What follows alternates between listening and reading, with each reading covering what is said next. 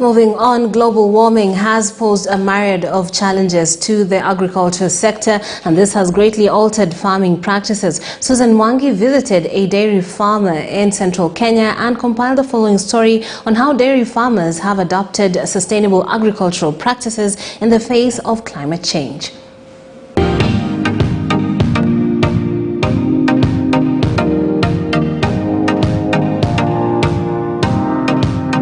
Sustainable agricultural practices are farming methods that, when used effectively, have great benefits both to our health and that of the environment. And today we have visited a farmer here in Ititu village in Maragua who has integrated some of these principles in his farming activities. We also have an expert on the ground from ICE, that is Institute for Culture and Ecology, and will be helping us further in understanding some of these principles and how they can be integrated to give us better results in our farming activities. So let's go join our host farmer and the expert. My name is Elijah Kamau Karugia. I work with the Institute for Culture and Ecology. I'm the program officer in charge of natural resource management and also livelihoods. Dairy farming is growing very well here in Murang'a, courtesy of the efforts by the county government of Murang'a, led by the governor Mwangi wa Iria. It has established a milk processing factory in Murang'a Cooperative Creameries, and we also have cooling plants scattered all over. Like here where we are in Ititu village, within Kakoigo sub-location, we have a cooling plant. So there is a huge market for dairy farmers. Kwa majina ni Joseph Mumeria. Sasa tulianziza kikundi. So we have gone improving our daily farming. Na ndio tunapata mapato kwa maziwa. Kitambo nilikuwa napata maziwa kama lita 7 hivyo 10. Lakini leo kwa ng'ombe moja napata kwa siku moja ile iko chini sana ni 15 liters. Na inaendelea mpaka 20. Mimi nashauri kilimo biashara ndio muhimu zaidi. Ile saving mimi naweka kwa sababu kama ni fees unalipa, unaweka kidogo kwa bank. Hivyo ndio ikakuwa kuna wakati unafika unasema leo hii kitu naweka, nataka kujenga nyumba kama hii naona. Na hii najifunia kama mkulima. Murang'a Cooperative Creameries has provided a ready market for dairy farmers in this region, and this has greatly impacted their lives, like Joseph has shared. What are some of the factors, though, that a dairy farmer need to incorporate in order for them to get a high milk production? I want to talk about the best practices in dairy production.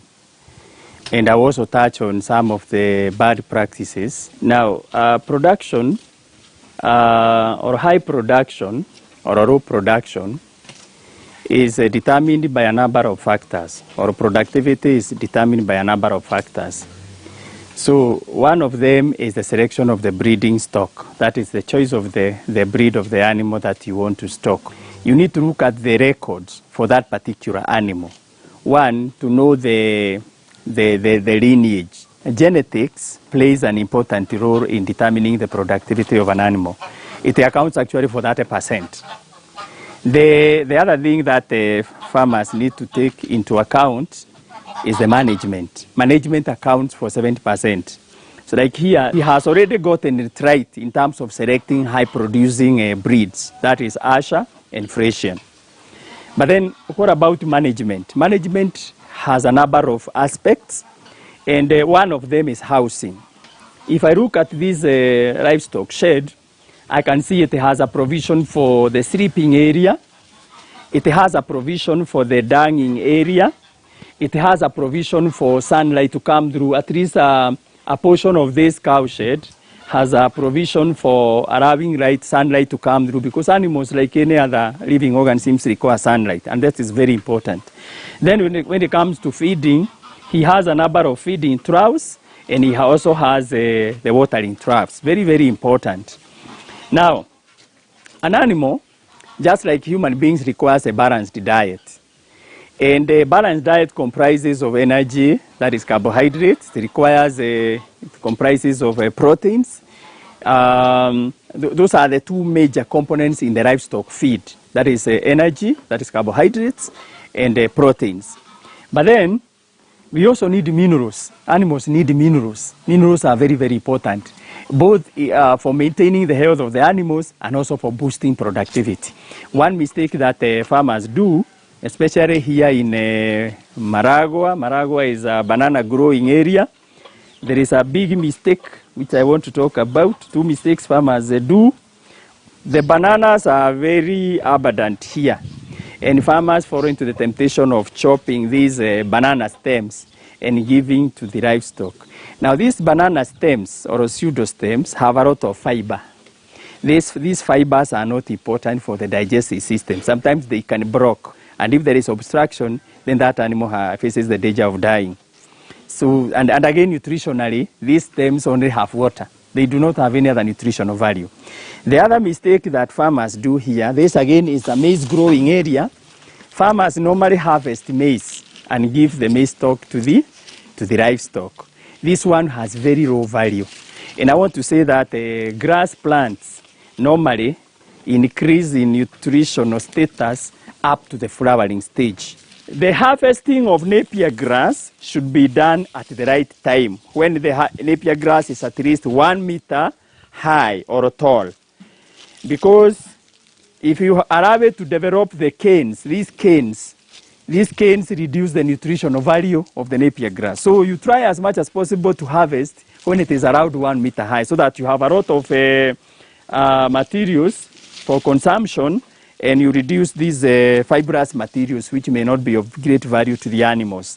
Now, in combination with this napier grass, we have the fodder legumes, and we have a number of them. Like this particular farmer is mixing napier grass with desmodium. Desmodium is a fodder legume, which is very important. Then we also encourage farmers to be able to chop these grasses, like this one, chop it into smaller pieces, which the animals are able to feed on. Otherwise, when you give a whole plant like this, the animal will really struggle feeding on this. So we encourage farmers who are able to have the machine for chopping this, so that it is reduced to smaller pieces which the animals can feed on.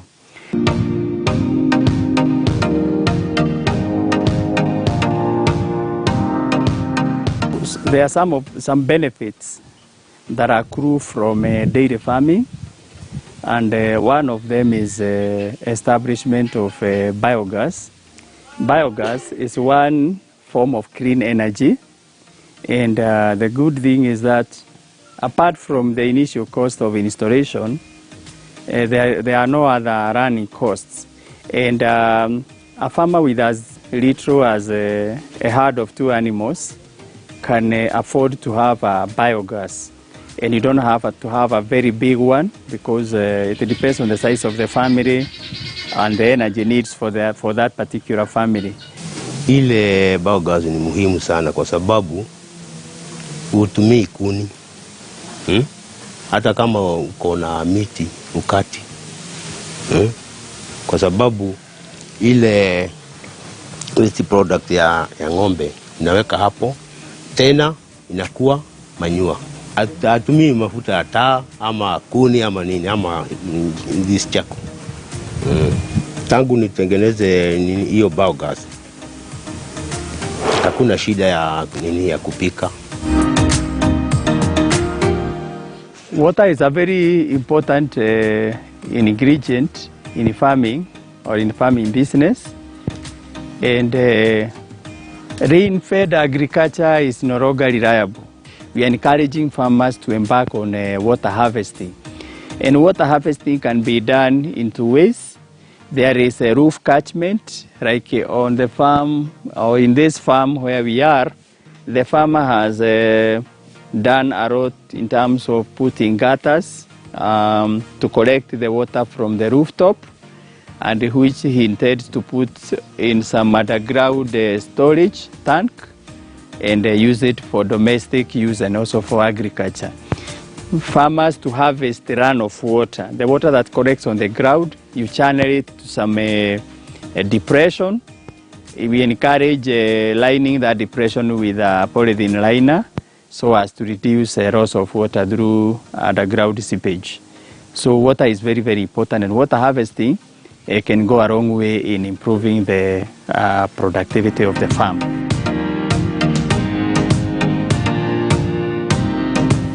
Embracing farming practices that are environmental friendly is critical in cushioning farmers against climate change and improving their adaptive capacity. Susan Mwangi for KTN News. All right, thank you, Susan, for that.